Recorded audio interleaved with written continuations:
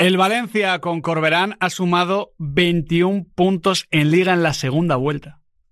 Solo han sumado más el Fútbol Club Barcelona y el Real Betis Balompié.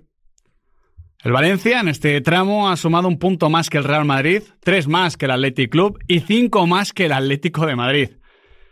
Y yo, creo que ya lo sabéis, esto no me lo esperaba.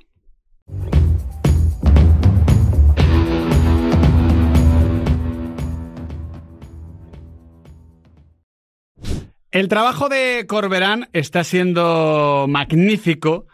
Si el Barça gana la Liga, me va a ser imposible, chicos, no darle el premio, aquí en pizarritas, de mejor entrenador a Hans-Dieter Flick, pero imposible. No acepto argumentos, o sea, me impondré mi voto de director, bien. ¿Vale? También lo está haciendo muy bien Giraldez en Vigo. Pero lo de Corberán, vuelvo a repetirlo, es que tiene número Champions en las 11 jornadas que van de segunda vuelta. El equipo estaba mal, daba la sensación de que se había destituido tarde al Pipo Baraja por desaprovechar ese tramo de partidos más o menos sencillos que tuvo al final el Pipo. Y ahora mismo es que estamos hablando de números Champions, así de claro. Sí, en el que es, por cierto, el día del cumpleaños de Carlos Corberán. Pues mira, un abrazo. Pues felicidades. Felicidades. Sí. Que, bueno, cumpleaños en el mejor momento del Valencia. Cuando coge el Valencia está -7 respecto a la permanencia. Y como decías, después de toda esa larga travesía, es que estamos viendo un Valencia muy reconocible. Es que yo estuve en Mestalla el último partido con el Pipo Baraja, aquel empate a 2 frente al Alavés. Que fue un 2-2. Y gracias. Sí. Porque tenía que haber ganado el Deportivo Alavés. Sí, con un gol de Dani Gómez ya ahí en el descuento, pero bueno, con un Valencia que jugaba rematadamente mal y que tenía más o menos las mismas piezas que este Valencia. Queremos centrarlo en Corberán porque es un trabajo muy de entrenador. Por eso comenzaba hablando del tema de darle el premio. Siempre decimos con los entrenadores que nos gustaría dar diferentes premios. Pues a intervención de la temporada, fíjate que Diego Martínez al principio tuvo su impacto, luego se ha caído. Pero lo de Corberán es impresionante porque aquí, Adri, hemos debatido mucho sobre el nivel de la plantilla del Valencia. Los tres estábamos de acuerdo en que tenía más de lo que estaba sacando Baraja. Pero yo, por ejemplo, creía que tenía bastante menos de lo que estaba sacando Corberán. El más optimista era Nahuel, creía que había bastante más de lo que al menos yo pensaba. Tú, como decíamos antes, estabas en una situación intermedia, pero ha rebasado cualquier expectativa. Creo que también tiene esto mucho de momentum. Creo que el partido en el Bernabéu se gana por la dinámica, se gana por lo que ya ha construido más que por el partido en sí. Pero, chico, es que eso parecía imposible hace unos meses. Y eso, que esto tiene todavía más mérito, viendo cómo empieza la etapa de Corberán. Con esos tropiezos que se te escapan a última hora. Y algún que otro golpe. Yo, cuando el balón de Luis Rioja no va adentro, digo, el Valencia desciende. Porque es que es el típico momento de película de Netflix donde hay que va a la escuadra, hay que desciende. Llegaba Mardasvili y te pega el cantazo también en el Sánchez Pizjuán. Partidos que parecían que iban a complicarle todavía más. La goleada del Barça. Sí, todavía más a Corberán en el trabajo. Sí, exactamente, las dos. Sobre todo la de Copa. Sí. Por aquello de la rotación. Bueno, de hecho, en la rueda de prensa después del partido en el Bernabéu a Corberán se le pregunta mucho por esto. También por una frase que dijo el Pipo Baraja en la primera vuelta después de un partido contra el Atlético de Madrid, que dijo que, oye, jugar contra el Atlético de Madrid en el Metropolitano no es la Liga del Valencia. Y claro, después de una victoria en el Bernabéu, donde el equipo vuelve a ser competitivo contra los grandes, que era el gran debe de esta era Corberán, se ha recordado mucho aquella frase, porque es que el convencimiento de la plantilla parece otro. Parecía que se le podía escapar, sobre todo a nivel de coco, con esas derrotas, con ese primer momento inicial, pero a partir de ahí, y después de aquella victoria frente al Leganés en casa, que era una auténtica final por la permanencia, estamos viendo un Valencia muy, muy reconocible. Yo, para empezar, reconozco que, de verdad, creía que le iba a costar mucho más porque veía muchos más problemas en plantilla, pero es que además, Nahuel, si en esos debates que teníamos tú y yo sobre todo, me dices que encima Mamardasvili, bueno, el partido del Bernabéu bien, pero el resto ya hemos dado los datos, es que ha pasado de ser uno de los 2-3 mejores porteros de Europa a uno de los peores de Liga por estadística avanzada en cuanto a los goles esperados y a los goles evitados. O sea, lo que estamos viendo visualmente, la estadística lo confirma. Si me dices que Pepe Lu va a seguir siendo residual, como parecía que comenzaba a ser en el final del Pipo Baraja, que Hugo Duro no va a comenzar a marcar los goles que marcó el año pasado, si me juntas todas estas noticias que no han cambiado, te digo, es que va a estar casi descendido. Y ahora mismo está casi salvado. Y esto creo que se debe a que ha compuesto una nueva columna vertebral. El año pasado, el Valencia casi se mete en Europa, lo podríamos, por simplificar, ¿vale? por Mamardashvili, Sí. Mosquera, Pepelu, Hugo Duro. Creo que más o menos, grosso modo, esa era la columna vertebral. Sí. Luego había actores secundarios que Sí, sumaban y claro, tal, pero bueno. circunstancialmente, pues evidentemente en un equipo que casi se mete o que estuvo peleando por entrar en Europa, tiene que haber secundarios importantes, como los vuelve a ver ahora.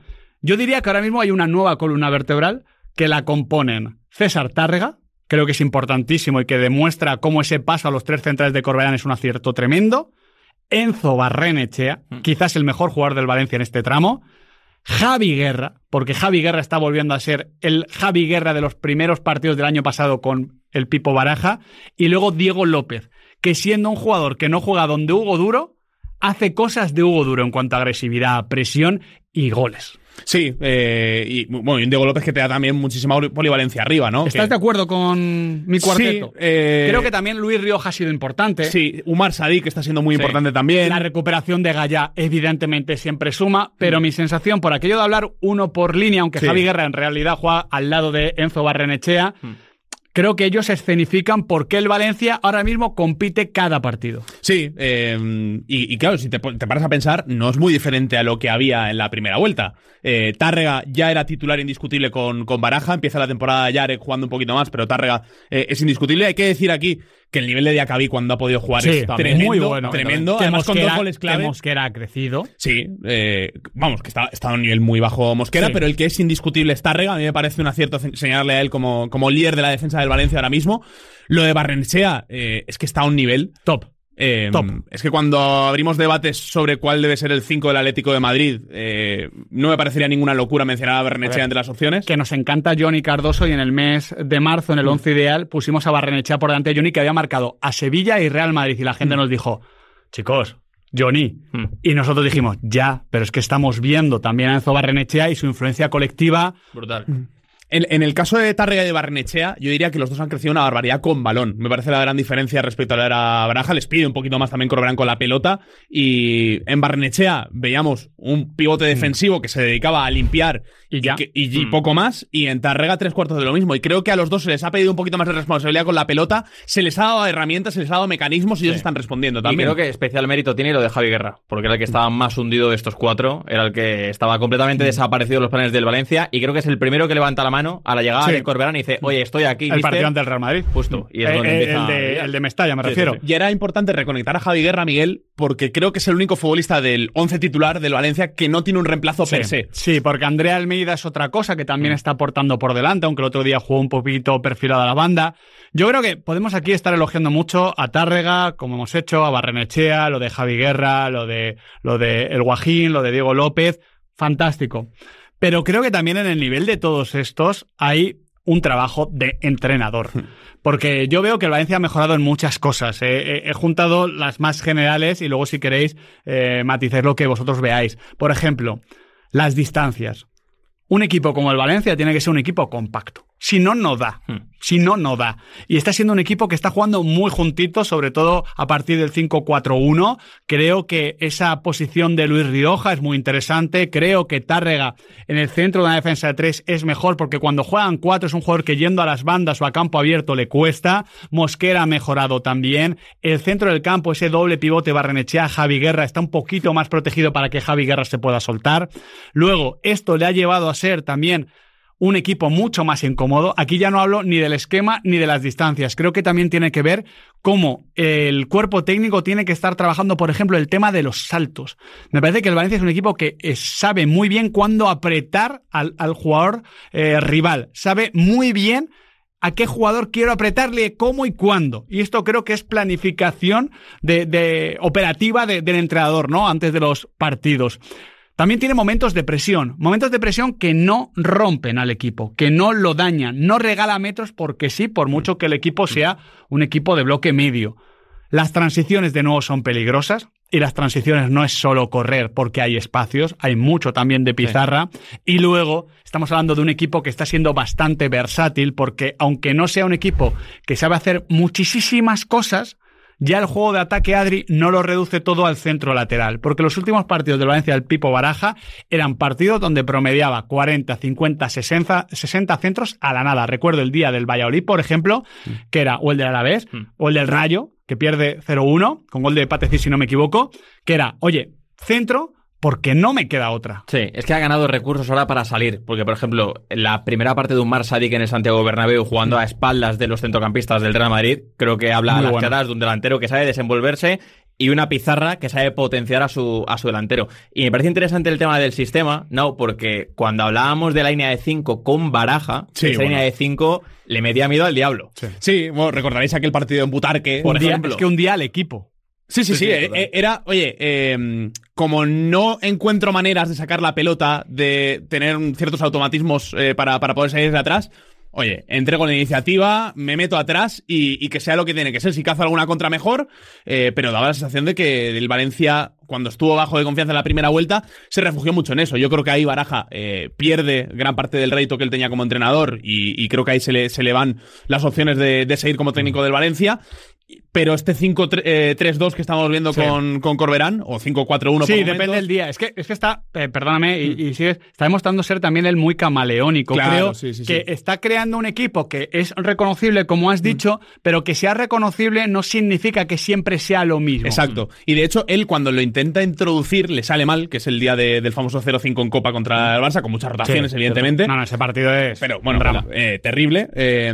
Y dice, oye, voy a volver al 4-2-3-1, lo voy a ir trabajando, y ahora cuando lo ha vuelto a introducir, hemos visto una versión muy mejorada del equipo, que sufrió mucho en defensa, por ejemplo, en el empate en el Sadar, en el 3-3. Y creo que ha mejorado sobre todo a nivel de vigilancias, de ver qué futbolistas pueden correr para atrás. Claro. Ha interpretado muy bien que el nivel de Diacabí también merece un hueco dentro del 11, y me parece un trío de centrales, el Diacabí, Tárrega y Mosquera, muy complementario ahora mismo. A mí me parece interesante, como decía, el rol de Luis Rioja, que creo que es uno de esos secundarios que son importantes. Que otro jugador muy versátil también. Trabaja, exactamente, cómo ha ido cambiando el perfil de Diego López.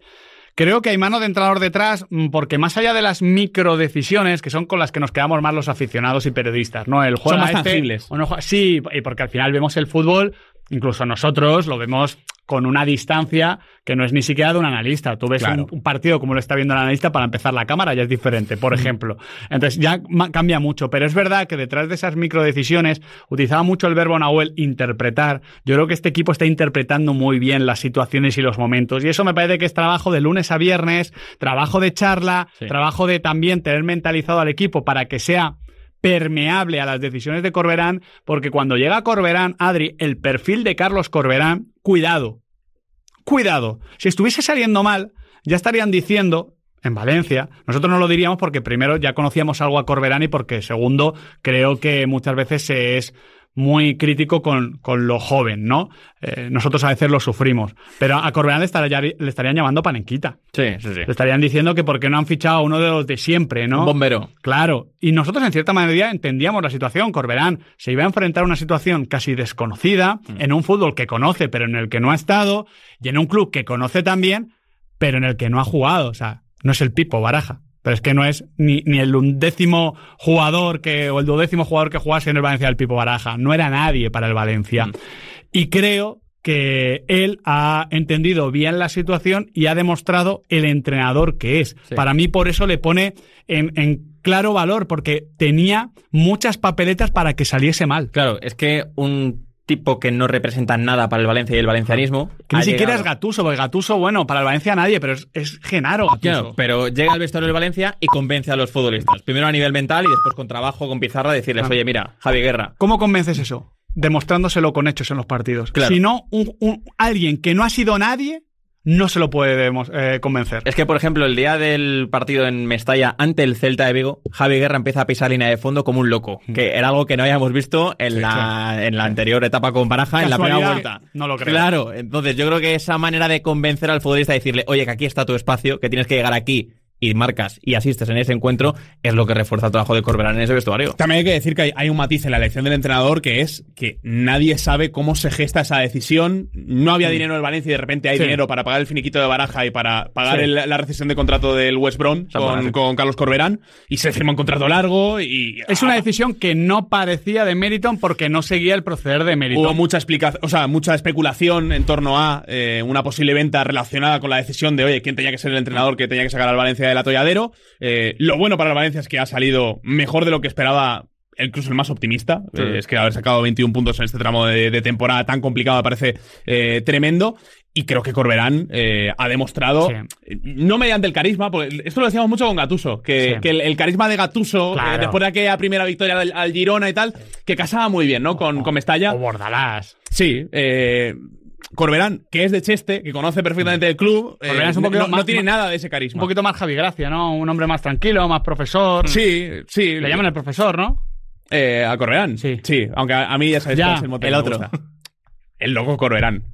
Es que, ¿habéis visto la celebración del 1-2 en el hombre macho. Pero tampoco, o sea, claro, pero ¿cómo no va a celebrar? No, pero sí, no es el celebrar, es luego la vuelta a la normalidad diciendo, no, yo tengo que ceñirme a que has tenido. Es que, si esto fuera un Valencia sano, como club, ahora en este punto, que es el final que tenemos aquí en Análisis del Valencia, empezaríamos a hablar de la próxima temporada, que viene con cierto optimismo. Esto no lo podemos decir del club, pero sí que creo que nos podemos ceñir solo para Corberán diciendo que el Valencia ha encontrado un entrenador que pintaba bien, del que hablaban bien y que ha salido bien, y esto no siempre es sencillo, no siempre es un camino lineal, y sobre todo que, dado el contexto, dada la situación, dado el tipo de fútbol, la versatilidad y la juventud, Corberán se ha ganado con esta etapa ya entrenar en primera división. Sí, porque quiero decir, per se no se lo había ganado. Estaba en Championship, había hecho muy buen trabajo con el Huddersfield, pero quiero decir... Huddersfield y el West Brom. Sí. Que nos pillan como muy lejos. Claro.